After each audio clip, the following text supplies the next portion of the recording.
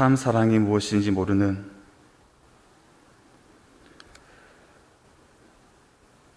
우리 같은 죄인들에게 그 십자가의 완전한 사랑을 알게 해주시고 끊임없이 우리를 그 사랑으로 불러주시는 주님, 이 시간 찬양합니다. 오 하나님 아버지, 오늘 호세아 14장 말씀을 통하여 다시 한 번 더 아들을 아낌없이 내어주시는 그 십자가의 사랑을 바라보며 감격하며 감사하며 힘을 얻고 오늘 하루도 승리할 수 있도록 주님 도와주시옵소서. 주님, 우리의 스스로 힘으로는 주님의 말씀을 깨달을 수 없으니 이 시간 진리의 성령님께서 우리와 함께 하시어 이 말씀을 우리 마음 안에 조명해 주시고 오 하나님 아버지, 모든 진리 가운데 인도해 주시옵소서. 그렇게 행하실 주님만 기대하며 예수 그리스도 이름으로 기도합니다. 아멘. 반갑습니다. 오늘이 호세아 마지막 장입니다. 14장입니다. 호세아서의 전체 주제를 한마디로 요약할 수 있다면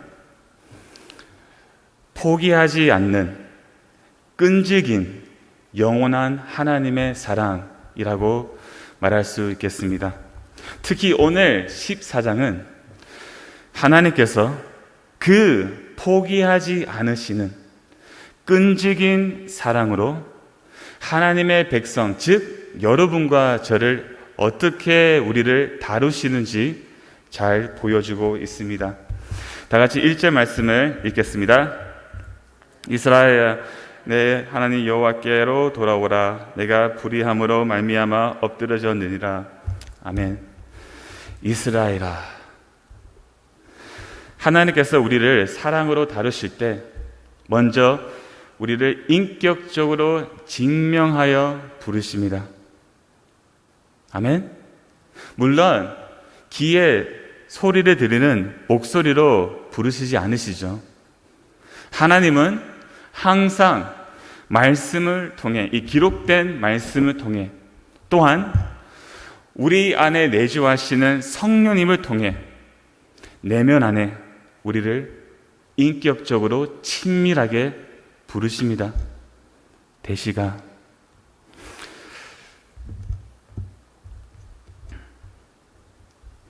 근데 하나님께서 여러분과 저를 부르시는 이유는 무엇일까요? 1절 말씀을 계속 보시면 여호와께로 돌아와라. 그렇습니다. 다시 우리가 사랑의 주께로 돌아올 수 있도록 우리를 부르십니다. 정말 그렇습니다. 우리의 일생을 보면 우리는 매일매일 죄를 짓습니다. 매일매일 넘어집니다. 사실상 우리는 매일매일 하나님을 떠나고 하나님을 배반하는 삶을 살아갑니다. 그럼에도 불구하고 하나님은 우리를 포기하지 않으시고 그 끈질긴 영원한 사랑으로 끊임없이 우리를 부르십니다. 돌아와라, 돌아와라, 돌아와라. 이 오라라는 말을 원어로 보시면 회복, restore, 회복이라는 뜻이 있습니다. 하나님은 우리를 회복시키시기 위해 부르시는데 과연 우리가 무엇으로부터 회복을 받아야 할까요? 어떤 회복이 필요할까요? 1절 말씀을 다시 보시면 내가 불의함으로 말미암아 엎드러졌느니라. 그렇습니다. 불의로 엎드러져 있는 우리를 다시 일으키시는 회복이 필요한 것입니다. 불의로 엎드러져 있는 우리를 다시 일으키시는, 다시 우리를 세워주시는 회복이 필요하다는 말입니다. 창세기 4장을 보시면 가인이 동생 아벨을 쳐 죽입니다. 선악과를 따먹고 자기 자신이 마치 성과 악의 주체로 사는 인간은, 그 타락한 인간이 하는 일은 무엇이죠? 살인이었습니다. 가인은 동생 아벨을 죽였습니다. 그리고 즉시 하나님께서 그를 심판하시죠. 벌을 받는 중에 가인이 이런 비명을 지릅니다. 제가 창세기 4장 13절 말씀을 읽어드리겠습니다. 가인이 여호와께 아뢰되 내 재벌이 지기가 너무 무거우니이다. 내 재벌이 그 무기가 너무나 무겁습니다. 비명을 지르고 있습니다. 자, 여러분, 원어로 보시면 이 재벌이 지기가 너무 무겁습니다 라는 말이 바로 1절에 나오는 불의함으로 말미암아 엎드러졌느니라 라는 말과 같은 말이에요. 같은 뜻입니다. 무슨 말이냐면, 죄로 인해 우리가 짓는 죄, 그리고 마음 안에서 짓는 죄, 이런 죄로 인해 우리의 양심은 계속 우리를 고발합니다. 계속 우리를 공격하고 책망합니다. 너는 죄인이다. 너의 사는 모습을 봐. 아니, 너의 마음에 있는 그 수많은 죄악, 더러운 죄를 봐. 과연 네가 예수님 믿어? 네가 하나님의 자녀라고? 이렇게 끊임없이 우리를 고발합니다. 죄책감과 정죄함에 시달리게 합니다. 그래서 그 죄가 너무나 무거워서 마치 우리가 땅에 엎드려져 있는 것처럼 우리를 힘들게 한다는 것이죠. 죄로 인해 우리는 엎드려져 있습니다. 그러나 너무나 놀라운 것은 주님은 포기하지 않으시는 그 끈질긴 영원한 사랑으로 우리를 부르십니다. 수고하고 무거운 짐진 자들아, 다 내게로 오라. 내가 너희를 쉬게 하리라. 마태복음 11장 28절 말씀. 아멘. 매일매일 제 짐을 짓고 있는 우리를 주님께서 어떻게 하십니까? 십자가로 부르십니다. 십자가로. 다시 십자가를 보게 하십니다. 그리고 우리가 그 십자가를 바라볼 때 한없는 죄의 용서와 정죄함이 없는 그 새 생명을 보게 하시고 그 죄의 짐을 하나님 앞에 풀어놓게 하십니다. 얼마나 이것이 큰 은혜인지 모릅니다.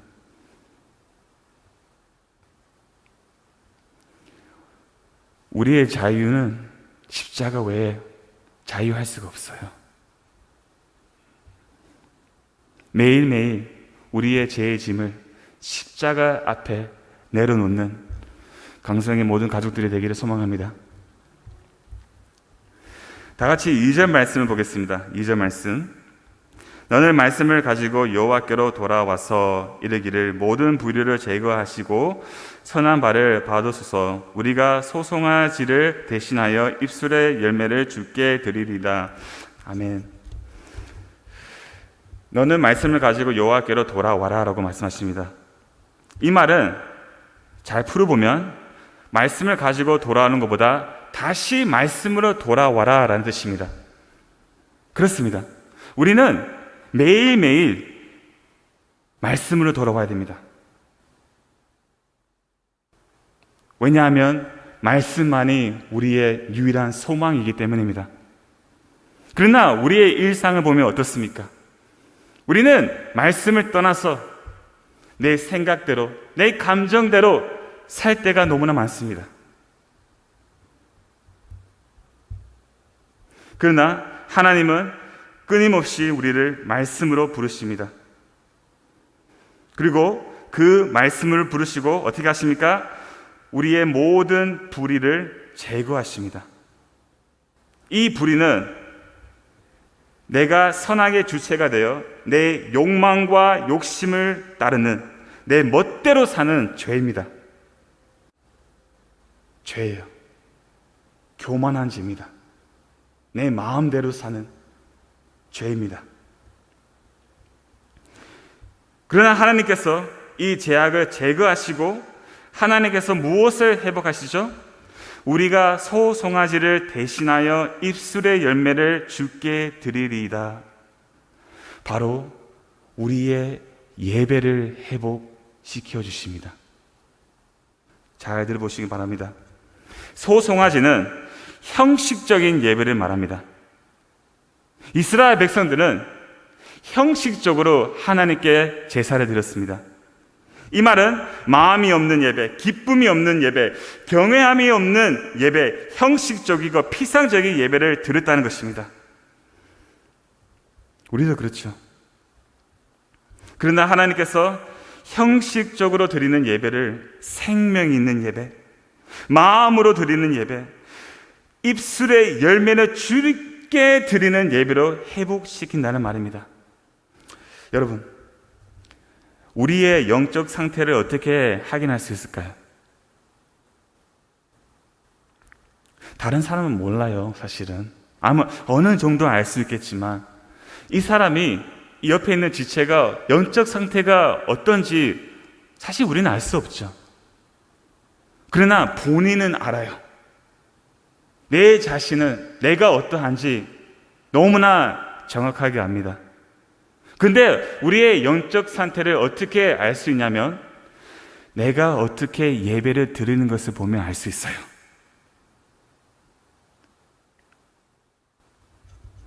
예배가 지루하고 찬양이 감동이 없고 말씀에 기쁨과 감사함이 없다면 우리의 영적 상태는 심각하다는 것입니다. 그러나 우리의 현실의 모습은 어떻습니까? 저도 그렇습니다. 때로는 예배 나올 때 마음이 냉랭할 때가 있습니다. 차가울 때가 있습니다. 때로는 마음이 복잡하고 인생이 너무 힘들어서 그냥 형식적으로 예배를 드릴 경우가 있습니다. 이것이 우리의 연약함이죠. 그러나 여러분, 놀라운 것은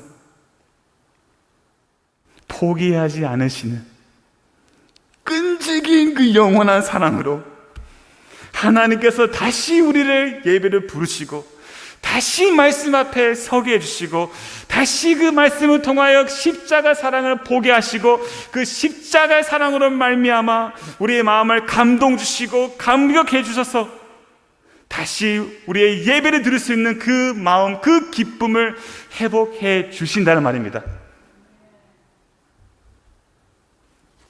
영과 진리로 예배 드릴 수 있도록 우리의 예배를 회복시켜 주신다는 말입니다. 다 같이 3절 말씀 읽겠습니다. 우리가 아수르의 구원을 의지하지 아니하며 말을 타지 아니하며 다시는 우리의 손으로 만든 것을 행하여 너희는 우리의 신이라 하지 아니하노니라. 이는 고아가 주로 말미암아 긍휼을 얻음이니라 할지니라. 아멘.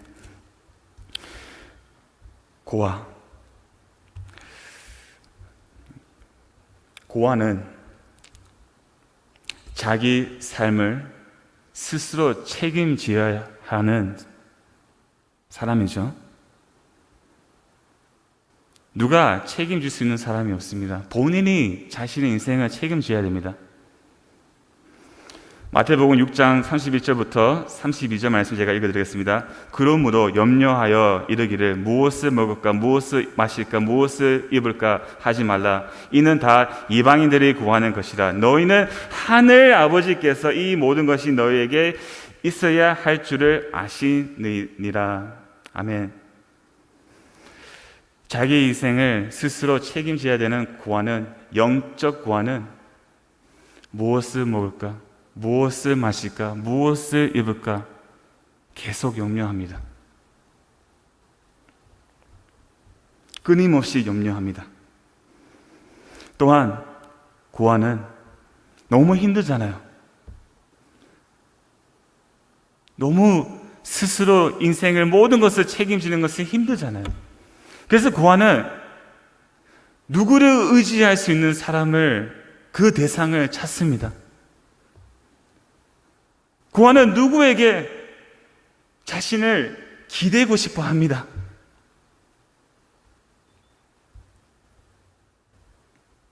이스라엘 백성은 하나님이 계심에도 불구하고 그들은 고아처럼 살았습니다. 아수르를 의지하고, 여기에 말타는 이 말은 애굽을 말하는데 애굽을 의지하고 무엇보다도 자신의 손으로 만든 우상을 의지했습니다. 이 말씀을 우리에게 비춰보십시다. 우리도 마찬가지예요. 무엇을 먹을까, 무엇을 마실까, 무엇을 입을까 염려할 때도 있습니다.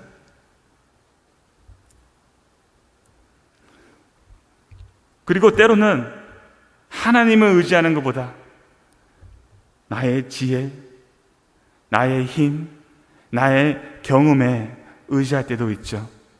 다른 사람을 의지할 때도 있습니다. 고아처럼 사는 것입니다. 그러나 하나님께서는 우리 같은 고아처럼 사는 우리를 포기하지 않으시고 사랑으로 우리를 부르십니다. 어떻게 부르십니까? 야곱아, 너를 창조하신 여호와께서 지금 말씀하시니라. 이스라엘아, 너를 지으신 이가 말씀하시니라. 너는 두려워하지 말라. 내가 너를 구속하였고 내가 너를 진명하여 부르나니 너는 내 것이라. 너는 내 것이라. 우리를 창조하신 하나님, 아들 예수님의 핏값으로 우리를 구속하신 하나님, 우리를 진명하여 부르시고 너는 내 것이라고 말씀하시는 하나님이 우리의 아버지라면 우리가 무엇을 염려하고 두려워하겠습니까? 하나님은 우리와 끝까지 함께 하시며 우리를 돌보시고 지켜주십니다. 이 사실을 믿으십니까? 그렇다면 우리가 의지할 것은 내 자신이 아니고 다른 사람도 아니고 물질도 아니고 살아계신 여호와 하나님 분인 것을 기억하시길 바랍니다. 다 같이 4절 말씀 읽겠습니다. 내가 그들의 반역을 고치고 기쁘게 그를 사랑하리니 나의 진노가 그에게 떠났음이니라. 아멘. 이 말씀을 보면 그리스도의 그 영광스러운 십자가를 생각 안 할 수가 없어요. 저는 이 말씀 묵상하면서 굉장히 많은 은혜를 받았습니다. 여러분, 나의 진노가 그에게서 떠남이니라. 하나님은 의로우신 하나님이십니다. 거룩하신 분이십니다. 반드시 우리를 심판하셔야 됩니다. 제 대가는 무엇입니까? 사망입니다. 진노입니다. 어떻게 그 진노가 우리에게 떠날 수 있을까요? 예수 그리스도 십자가예요. 주님께서 십자가에서 우리를 대신하여 죄에 대한 그 무시무시한 진노를 다 받으셨습니다. 그 십자가에서 하나님의 진노를 완전히 주님께서 삼켜 버리셨습니다. 그렇기 때문에 여러분과 제가 받아야 하는 진노는 더 이상 존재하지 않습니다. 남아있는 진노가 없다는 것입니다, 여러분. 주님께서 이미 다 받으시기 때문에 그렇습니다.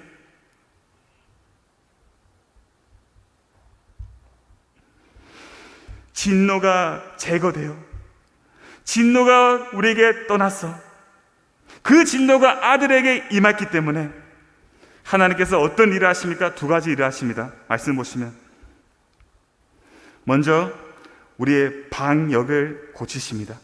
이 반역이 무엇입니까? 고집스럽고 말을 잘 안 듣는 마음이에요. 고집입니다. 생고집이에요. 여러분 어떻습니까? 정말 저도 고집이 세요. 얼마나 고집이 센지 모릅니다. 고집은 우리 마음 안에 남아있어요. 하나님의 말씀을 들어도 그 말씀을 듣지 않고 그냥 내 멋대로 살고 싶은 그 마음이 우리 안에 있다니까요. 순종하지 않는 마음, 불순종하는 마음이 있다는 것입니다. 그러나 하나님께서 어떻게 하십니까? 말씀으로 우리의 고집스러운 마음을 하나씩 제거하십니다. 하나님께서 우리가 이 땅에 사는 동안 이 작업을 하십니다. 이거 성화라고 하죠. 끊임없이 우리의 마음에 있는 고집을 하나씩 제거하시고 우리의 마음을 치료하십니다. 만약에 하나님께서 우리를 치료하지 않으시면, 우리의 고집을 제거하지 않으시면 누가 이 자리에 있겠습니까? 아무도 없겠습니다. 그리고 보십시오. 우리를 기쁘게 사랑하십니다. 억지로 사랑하는 것이 아닙니다. 이 기쁨이란 말은 무조건적인 뜻이 있어요. 야, 진짜 여러분 놀랍지 않습니까? 하나님의 진노가 이제 떠났기 때문에 하나님께서 여러분과 저를 무조건적으로 사랑하십니다. 기쁨으로. 고멜같은 음란한 사람이지만 저와 여러분들은 그럼에도 불구하고 하나님은 그 포기하지 않으신 그 끈질긴 사랑으로 우리를 무조건적으로 사랑하십니다. 내가 넘어져도, 내가 자빠져도, 내가 실수해도, 내가 정말 절망과 낙심에 빠져 있어도 주님께서 괜찮아, 나는 너를 기쁨으로 무조건적으로 끝까지 사랑할 거야, 너는 내 사랑으로 와라 라고 주님께서 우리를 부르신답니다. 이렇게 이것만 말하고 마치겠습니다. 4절 말씀, 5절 말씀. 내가 이스라엘에게 이슬과 같으리다. 그가 백합 같이 피겠고 레바논 백합목 같이 뿌리가 박힐 것이다. 아멘. 하나님은 이슬과 같다고 말합니다. 하나님의 사랑은 이슬과 같은 사랑입니다. 말씀으로. 보세요 여러분, 중요한 것은 말씀이에요. 모든 것은 말씀입니다. 말씀부터 시작하고 말씀으로 끝나는 거예요. 신자의 삶은 말씀으로, 하나님의 말씀으로 조용히 부드럽게 이슬과 같이 사랑으로 우리의 마음을 어루만져 주십니다. 이슬은 저녁에 내려와서 풀과 꽃과 잎과 모든 식물 위에 내려앉아서 촉촉하게 젖어서 땅에 있는 모든 생물을 살리는 것처럼 이슬과 같은 하나님의 사랑이 우리의 메마른 마음, 반역하는 마음에 내려앉아서 상한 마음을 고쳐주시고 딱딱하고 고집스러운 마음을 부드럽게 하시고 생기를 잃어버린 우리의 마음을 다시 원기를 일으키십니다. 아멘. 오늘도 이슬 같은 하나님의 사랑을 경험하고 포기하지 않으시는 끈질긴 영원한 사랑, 하나님의 사랑을 경험하는 하나님의 사랑으로 충만한 오늘 하루가 되시기를 간절히 소망합니다. 아멘.